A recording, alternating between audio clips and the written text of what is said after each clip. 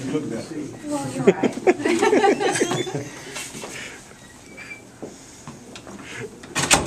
I just hold up my hand. Will that make it easy? Just look at that. Sure.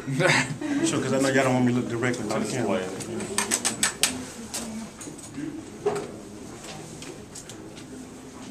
Ready to go? I'm ready when you are. Okay. First thing I just want to ask is, a little bit of what Mr. Stokes had mentioned there earlier about the Sheriff's Department has too much manpower, too much money. What are your thoughts and comments on that? Well, we just want the opportunity to have a fair assessment of our department. We know what our budget is. We know how much manpower we have. We would like to do a fair assessment. We understand the concerns of Mr. Stokes, but we want Mr. Stokes to be able to do a fair assessment himself. So, and that's what we're doing. This is our first day officially on the job, and we're just going to take it day by day and see what we got to work with and what we're going to need to work with. Do you think it's kind of an unfair thing to just kind of throw out there? We think it's real unfair because we had made a commitment that we're going to be the sheriff for everybody. We want to make partnerships, we want to develop relationships, and we're going to continue to move toward that. And we would like to have an opportunity to have a relationship and a partnership with every board of supervisors, to include Mr. Stokes. And I guess my other question would be, this is your first official day on the job. I mean, what are your thoughts, comments on that you guys are actually finally getting into gear? We're excited about what we plan to put in place. We just need an opportunity, and we're geared up and ready to go. Can you talk about specifics of how much is your budget, what is your manpower? I mean, this is things that you were talking about. The Sheriff's Department today, as it stands, has a $21 million budget. We have 501 employees, and we have 900 square miles to cover. And in my opinion, being an executive in law enforcement, it's not enough, but it's something that we inherited coming in as a new sheriff. And we're going to be creative enough to make it work so we can provide public safety for everybody in Hinds County. It's not nothing new to us to work with a budget that is not efficient enough to work with. We've done it when we was police chief, where we had a $38 million budget, and we was asked to cut it by 3%.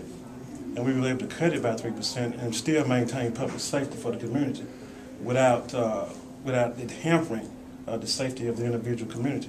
So we feel like we have the team put together where we can go in and do the same thing with the Sheriff's Department without taking any more hits. So you do think the 21 is a little too low? It's very inefficient compared to what we're accustomed to working with in law enforcement. And when you do the comparison between the city and the county, it's definitely not enough. When you have 1,000 employees for a city of the size of Jackson, which we agree with, and they probably would say that they need more as well. But Jackson is inside of Hinds County, and Hinds County is the largest county in the state of Mississippi that encompasses the capital city.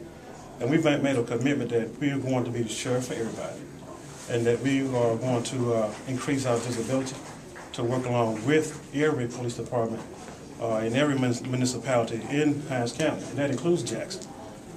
So that's what we have to work with. We're going to be creative enough to do that, and if they give us the opportunity, we will show them.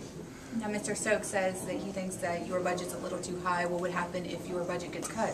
Well, I don't know how the assessment was done by Mr. Stokes. I would like to see his assessment and documentation form. We have trained law enforcement officers that do assessments to determine how we allocate manpower and where manpower is needed. But I guarantee you the Mayor Edwards, the Mayor of Bolton, and the Mayor of Utica would totally disagree that they don't have crime rate problem. We went on a tour in our campaign to see what the areas needed in our county, and most of the problems are in the rural areas. They don't have the manpower from their police department to tackle and address crime the way that they need to, and we want to be the force to come in and partner with them to make sure that they can get the help that they need to address the drug problems that they're having in Edwards, to address the drug problem that they're having in Bolton, and to address the drug problem all across the county. But it's unfair to do an assessment without showing documents and proof that they're not having crime in those particular areas. I have done that assessment. I sit down with each police chief in this community. I sit down with each mayor in this community, and they all said that they need help from the Sheriff's Department. And we want to be able to give them that help by giving them what they need and assisting them. One thing that Mr. Stokes did not mention was that your budget also covers operating the jail. And that's- you have to house, obviously, Jackson's prisoners as well. Well, not only do we have to have house Jackson prisoners, we have to house prisoners in this entire county. They're coming from Clinton, they're coming from Raymond, they're coming from all over this county. But Jackson has the most. So how much of the budget and the manpower does the jail eat up? Because it's not like you have 500 deputies that are employees that are covering the whole county. They're also covering the jail too. Well, the majority of the employees that we employ in the Sheriff's Department are employees of the jail. Our assessment shows that we have 118 deputies, sworn deputies, to patrol this county, which I agree is not enough as well. And when you make that separation and subtract the numbers, then the majority of other employees are jail employees that are trying to maintain the 3 facilities that we have. How much of the $21 million budget would you say goes for the jail? I don't have that assessment right now, and that's something that I need to get, and I can get back with you on that. Okay. And that assessment will have to come from our fiscal director. Okay. Going back to what I asked you just a minute ago, is what would happen if the budget gets cut? I mean, are we talking people getting laid off? Are we talking about areas not being covered? We don't know. We know that it would be a terrible blow to the taxpayers of this county to affect their safety, not only to the taxpayers of this county, but to the businesses of this county.